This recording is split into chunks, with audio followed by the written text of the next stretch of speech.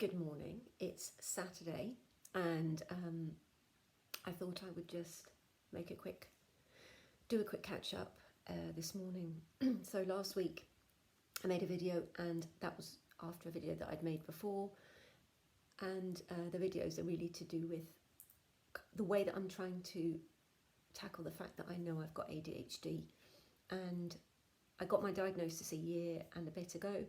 And for the last year or so, I've been sort of muddling through on medication, and I wasn't really in a position to properly then do anything else. I kind of played at it, but what I'm trying to do this year is to make a bit more sense of it all and actually do some things that are going to really make a difference, hopefully, and not just be that trying again but not really doing it. So brief update. Things have been a bit up and down. Work is incredibly busy, but then, as everyone that knows me will say, everything's always incredibly busy because that's ADHD.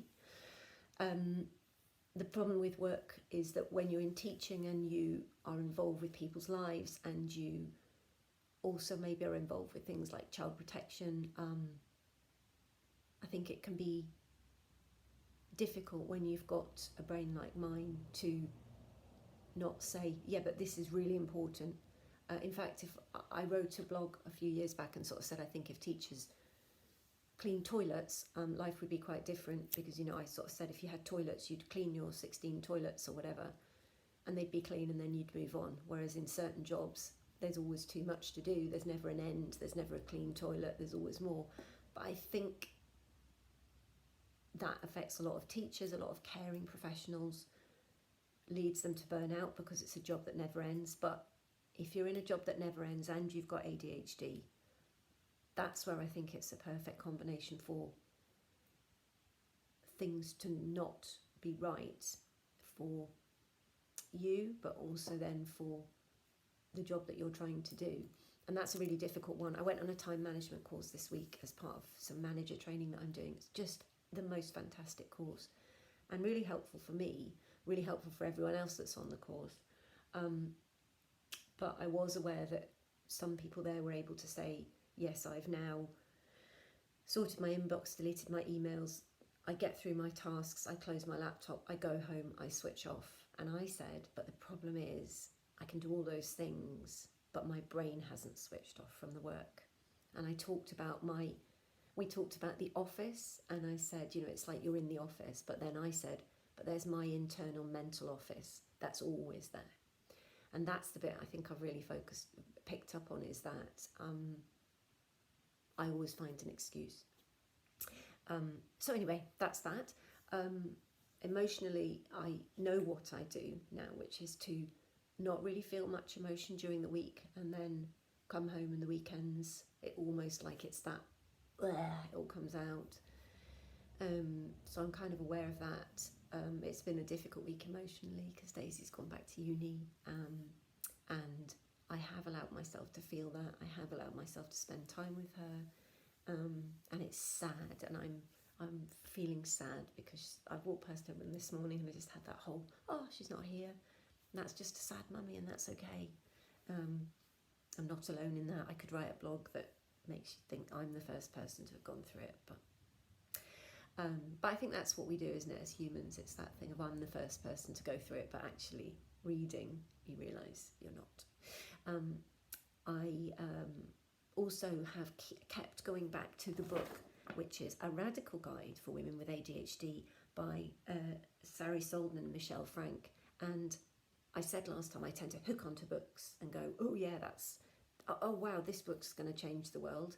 So Bruce Perry with What Happened to You, that was one. I think it probably could change the world, by the way. I think these books that I hook onto, I think they could, if we all just got together, we would change the world.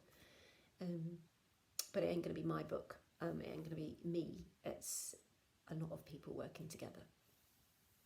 And I'm quite anxious today because I have had a week of like work things, and they've built up, and there's some, just hearing what I've said, there are some quite serious things I need to tackle this weekend. I had this great idea I wasn't going to work weekends or evenings.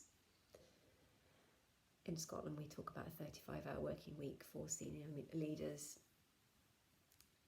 I don't think it's doable. I am going to have to work, but I'm going to really try, and I'm committing to this, to write down what I've got to do, and then what I really have to do, not all the lovely things, not that website I've said I might design, and then the restructuring of everything ever, but the things that have to be done, because actually some things have to be done.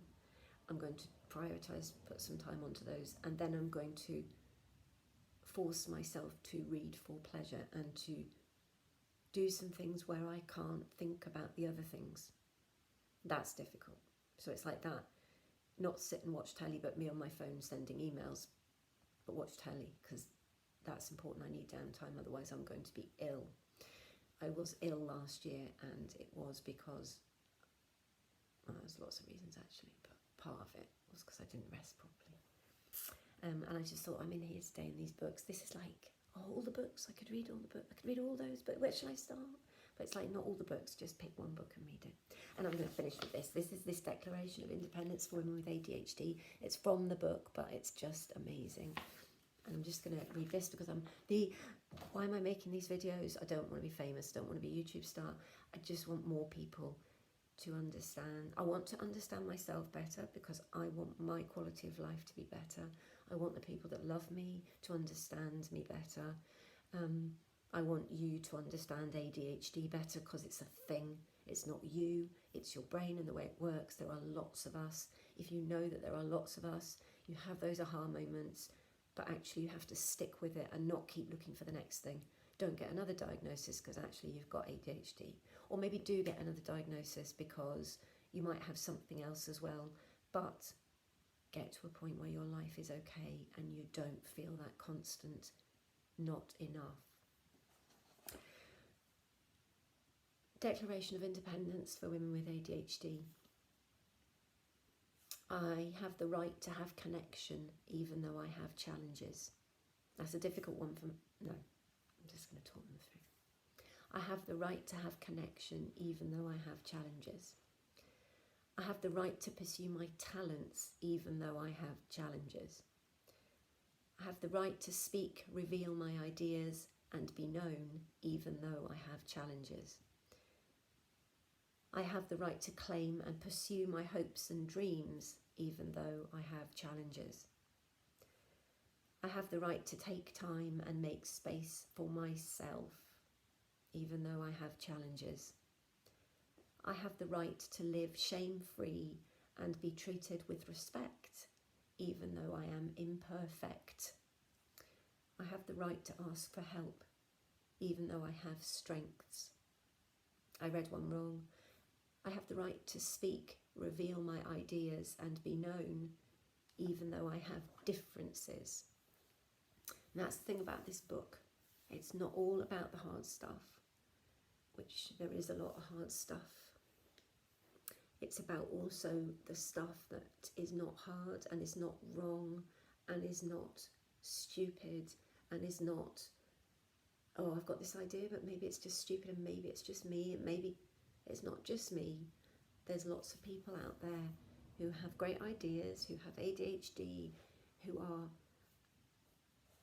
phenomenally talented, and I don't feel phenomenally talented, and I feel guilty saying that you think I feel guilty saying it because you think I might think I'm phenomenally talented, but there are some things I'm very good at, and if I don't acknowledge that, then all the learning, all the training, all the people that invested in me, those people that put me on that manager's course, I'm being disrespectful to them. I'm being disrespectful to the people who can see that I'm very good at some things and that I need to do the things I'm good at because that's what I'm paid to do and that's what people have invested in me for. But also because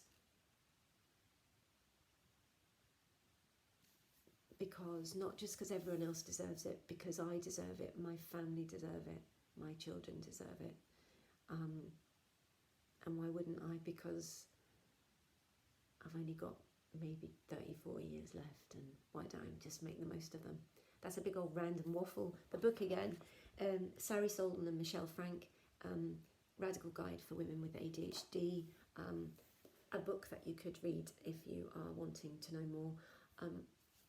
Thank you so much for listening. If you've listened, if you haven't listened, that's great as well. I'm going to watch these back one day, or they'll watch them when I'm dead and go, there's a bit more stuff there that we didn't know about her, but she's dead now, so oh well, move on. Have a great week.